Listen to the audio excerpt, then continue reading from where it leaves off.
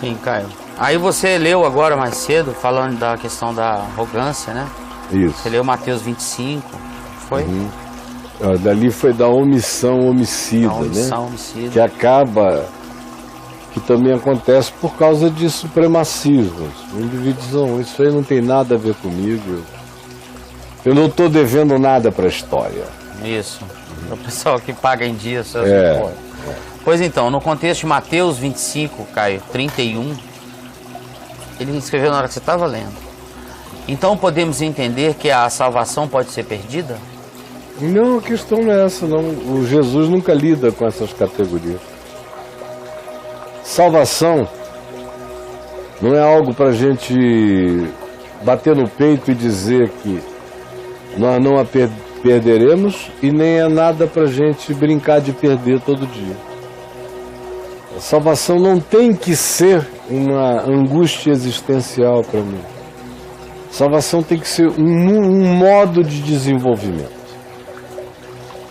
Salvação é meu modo de viver. Porque no Novo Testamento você tem a declaração de que nós somos salvos, de que nós estamos sendo salvos e de que nós seremos salvos.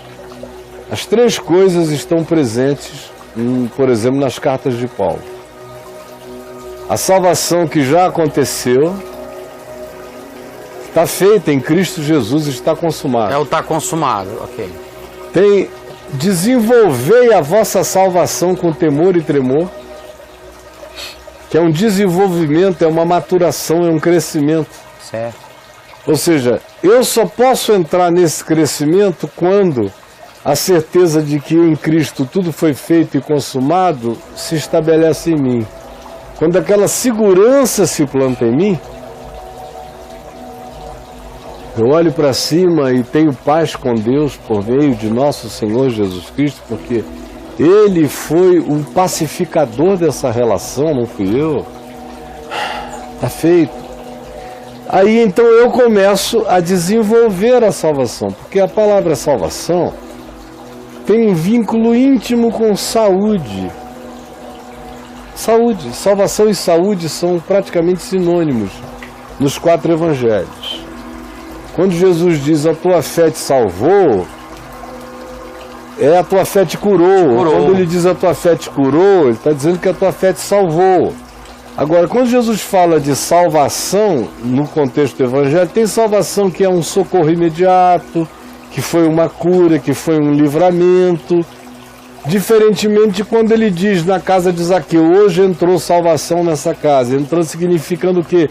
Hoje entrou luz, entrou compreensão, entrou arrependimento, entrou cura, percepção do reino de Deus.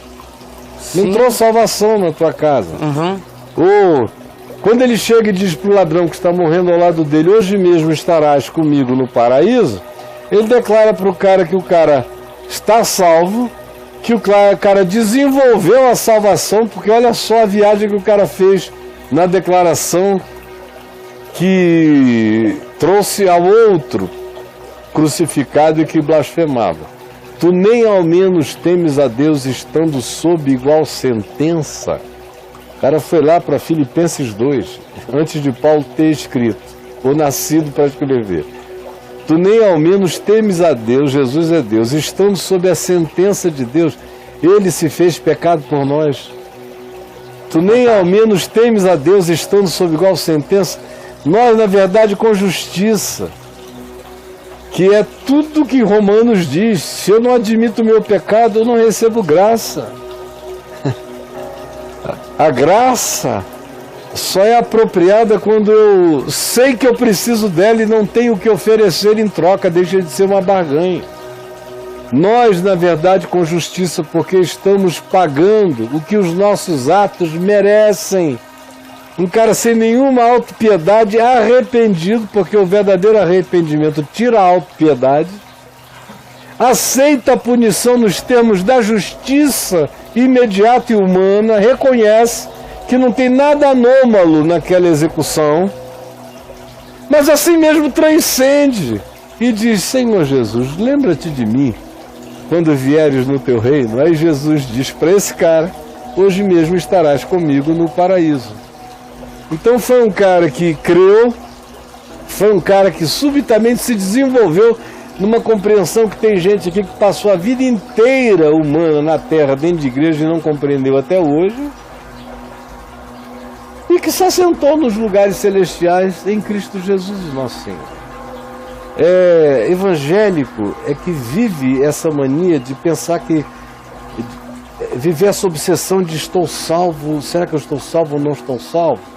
Que enquanto eles ficam discutindo a salvação deles, eles não vivem, eles não amam, eles não crescem, eles se escravizam ao medo, eles se tornam vegetais verdes de pavor e da agonia. Então, meu querido, para ser o governo, apenas para ser o governo, salvação não tem nada a ver contigo, não tem nada que você possa fazer dela, é um dom de Deus, é gratuito, não está na tua mão, só abre o coração tranquilo e anda, e vive com amor, porque todo aquele que ama conhece a Deus, todo aquele que ama nasceu de Deus, todo aquele que ama é filho de Deus. Esqueça a salvação, viva como um filho de Deus.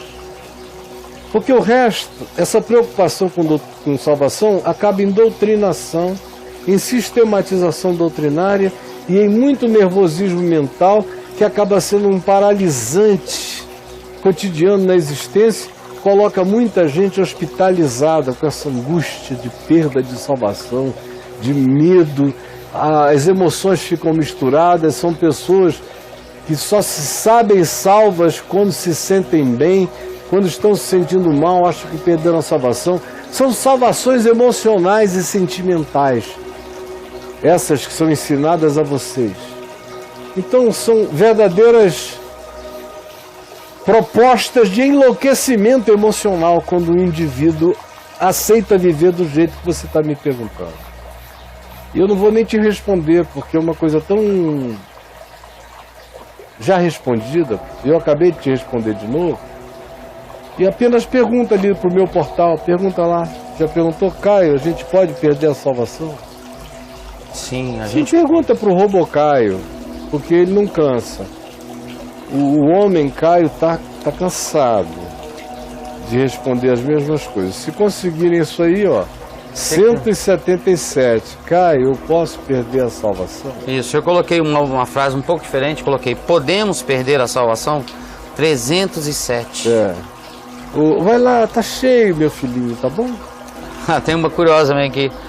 Como perder a salvação? 337.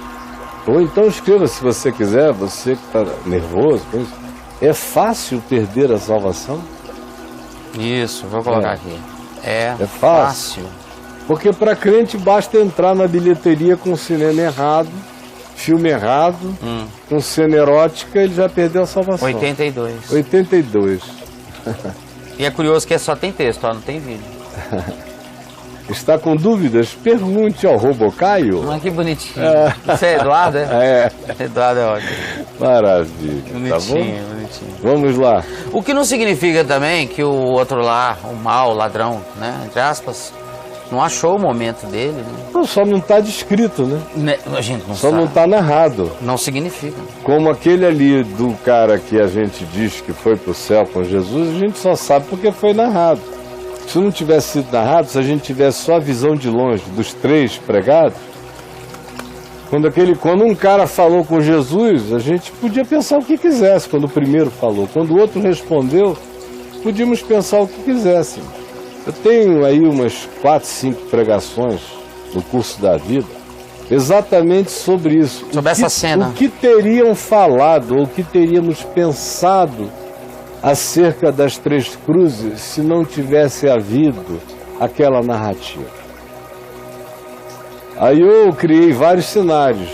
Um juiz assistindo aquilo ali, um político, um religioso de linha tal, de linha tal, de linha tal, um filósofo, várias mentes. Cada um, cara, sairia com as proposições mais malucas. E ninguém chegaria àquela conclusão, não, esse aqui está dizendo isso, E aquele ali está dizendo que viu Deus em Cristo, que o pecado que ele está experimentando é justo e real, que a cruz para ele é só uma condenação que ele merecia mesmo, mas ele crê na misericórdia de Deus por ele, está pedindo a Jesus para levá-lo para o paraíso. Quem é que ia sair com essa versão? Só alguém muito doido, só Deus. Isso é uma versão que só cabe na loucura divina da graça de Cristo Jesus. Não cabe em mais nenhum lugar.